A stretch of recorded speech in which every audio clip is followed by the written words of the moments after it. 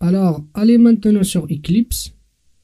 Donc, l'objectif de ce projet qu'on va créer, c'est le add post constructor et le add predestroy pour en fait les bins avec la portée singleton et la portée prototype.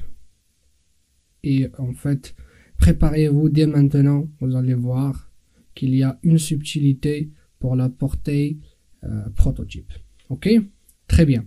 Alors, on va prendre notre dernier projet, le 10.3. Ok, donc c'est celui-là. On va faire CTRL-C, ou bien quand même on va faire copier si vous voulez. Ou bien on va mettre CTRL-C. Voilà, c'est bon, copier. Et après coller.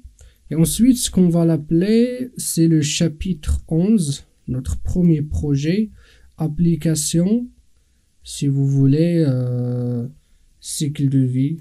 Je vais mettre cycle de vie, comme ça, et en utilisant les annotations. Ok, et je vais faire copier. Très bien. C'est celui-là, on va entrer dedans. Donc, ce qui nous concerne, nous, c'est notre bin triangle, ou bien notre bin forme 1 plutôt. Donc, c'est celui-là. Ce qu'on va faire en premier lieu, on va ajouter un predestroy, pardon, ou bien un post constructor.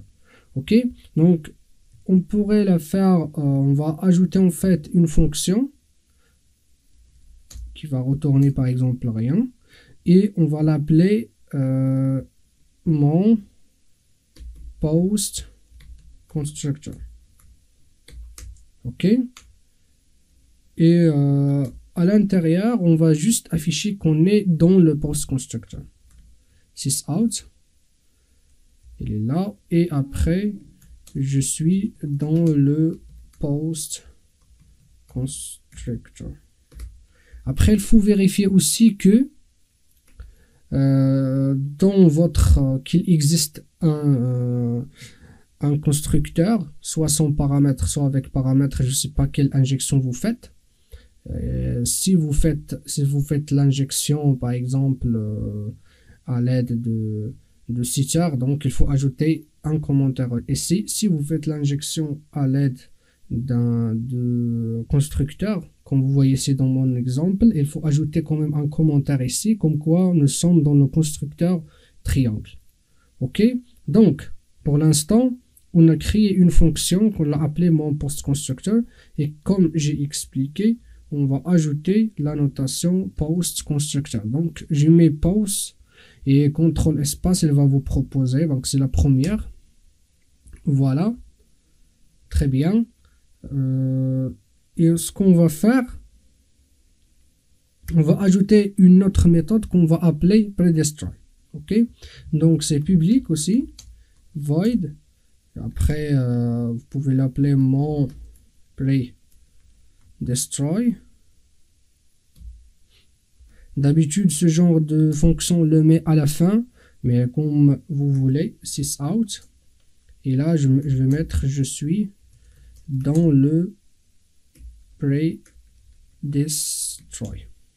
Ok, et j'enregistre. Je vais m'assurer que mon bin il est sous la portée singleton. Comme je vous ai dit, il y a une différence. Donc je vais me mettre pour l'instant avec la portée singleton concernant en fait le mode escolisé car c'est pas intéressant. Et alors je vais supprimer cette ligne. Donc je résume, donc j'enregistre et après je résume. Donc on a la portée singleton, nous avons notre constructeur ici, comme vous voyez, et j'ai ajouté un commentaire là-dessus, comme quoi, c'est pas un commentaire, plutôt un message, comme quoi je suis dans le constructeur triangle.